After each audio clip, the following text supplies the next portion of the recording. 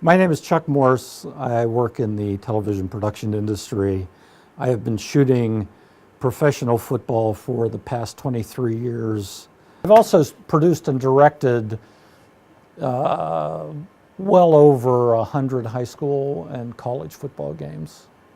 The online editing or the broadcast editing of a live football game can be fairly dramatically affected by what's going on in the truck during the game.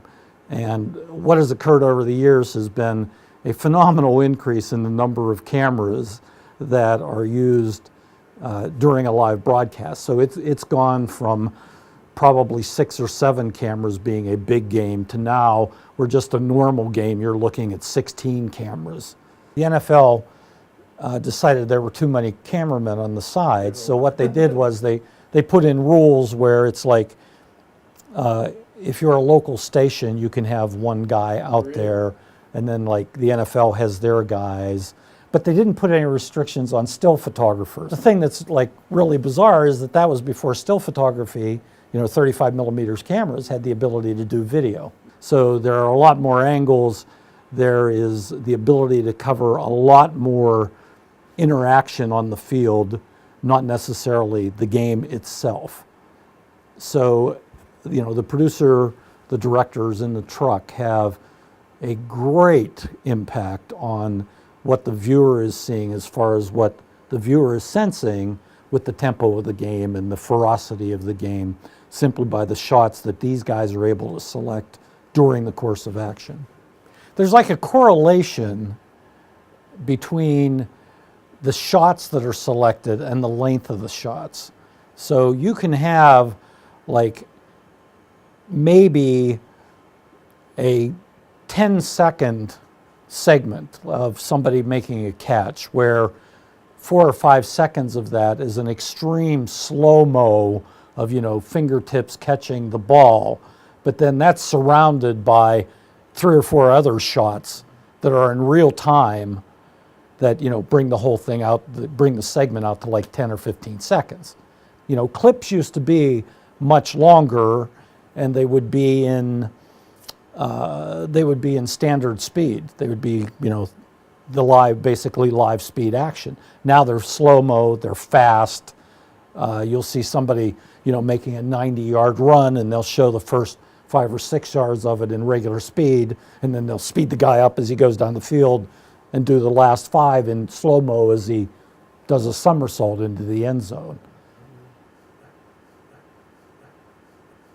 What has happened over the years as far as information within the context of the game is concerned, or the amount of packages that are pre-produced, especially for inclusion in the game, so that if somebody's having a spectacular afternoon, producers are able to call up clips of maybe the last 3 years of games to show what this player has done and similar plays that he's been involved in. And they can basically edit those on the fly. They can edit them in the truck during the game. And they have, producers that do that.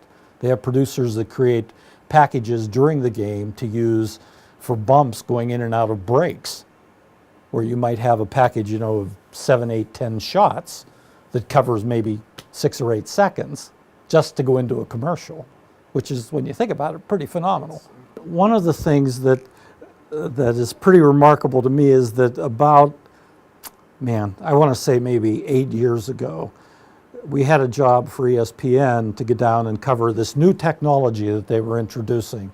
And I don't know if this particular Pittsburgh game was the first time that they had used it or they were just unveiling it, but what it was the technology that allows them to overlay the down markers, the line of scrimmage and where the first down is. And it was, these 2 stripes being generated by a computer and then overlaid over, I think at the time, 2 cameras. They only had it on 2 cameras. And during the course of the game, as in any new technology, there were problems. The lines would shift, or somebody would walk into the shot and, the line would go, in and out of their head.